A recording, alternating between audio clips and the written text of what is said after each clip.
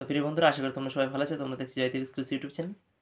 তো যারা পুলিশের পরীক্ষার জন্য প্রস্তুতি নিচ্ছ দীর্ঘদিন ধরে এবং ইতিমধ্যে বিভিন্ন পরীক্ষা দিয়েছো, অনেকে সফলতা পেয়েছো, অনেকে পাওনি।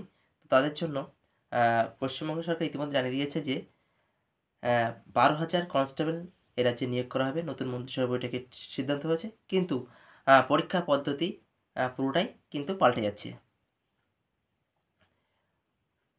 আগে জানো তোমরা, ইতিমধ্যে যারা পরীক্ষা দিয়েছে এবং যারা দাওনি আ তারা শুনে নাও।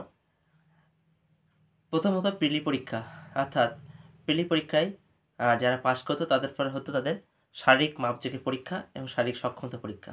তারপরে কিন্তু আ দিতে হতো মেইন পরীক্ষা। ঠিক আছে? তো এই মেইন পরীক্ষায় যারা পাস করতো তাদের কিন্তু আবার ইন্টারভিউতে ফেস করতে হতো। তো তারপরে হতো ৬ মাসের প্রশিক্ষণ।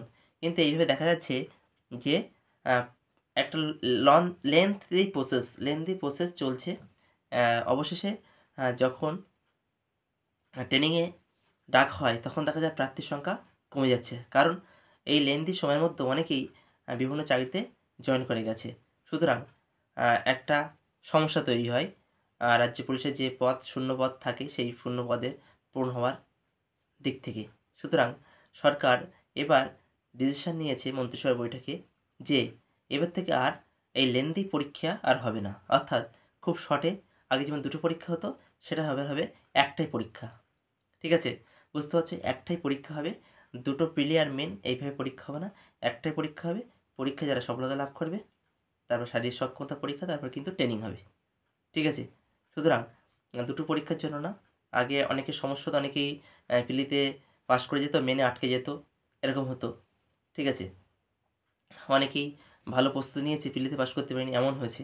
কিন্তু এবার দেখা যাচ্ছে যারা একটাই পরীক্ষা হবে, সেই পরীক্ষায় উত্তীর্ণ হবে তারা কিন্তু শারীরিক সক্ষমতা পরীক্ষায় ইন্টারভিউ প্রসেসে যোগদান করতে পারবে এবং তারপরে তারা সরাসরি ট্রেনিংয়ে অংশগ্রহণ করবে।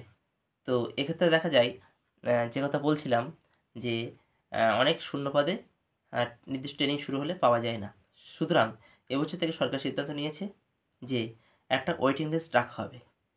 যদি ওই শূন্য পদে কেউ জয়েন না করে সেই সময় ট্রেনিংয়ে, তখন এই ওয়েটিং লিস্ট থেকে নেওয়া হবে ক্যান্ডিডেট।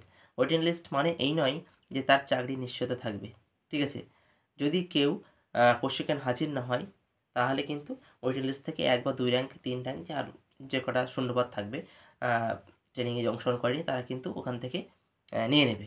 সুতরাং একটা ভালো প্রক্রিয়া বলতে পারো যে ২ টো পরীক্ষা উত্তীর্ণ হতে হতো, সেটা হচ্ছে না। একটা পরীক্ষায় যে উত্তীর্ণ হবে সে কিন্তু শারীরিক সক্ষমতা পরীক্ষায় যদি নিজেদের যোগ্য মনে করে এবং উত্তীর্ণ হতে পারে, তাহলে কিন্তু সরাসরি ইন্টারভিউ পরীক্ষা দিয়ে একদম সরাসরি রাজ্য পুলিশের বা কলকাতা পুলিশের কনস্টেবলে কিন্তু সে নিয়োগ পেয়ে যাচ্ছে।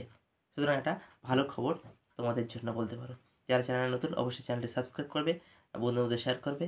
এই ধরনের চাকরি বাকরি সংক্রান্ত নিত্য নতুন খবর পেতে অবশ্যই চ্যানেলটির সঙ্গে থাকবে। সকলে ভালো থেকো, সুস্থ থেকো।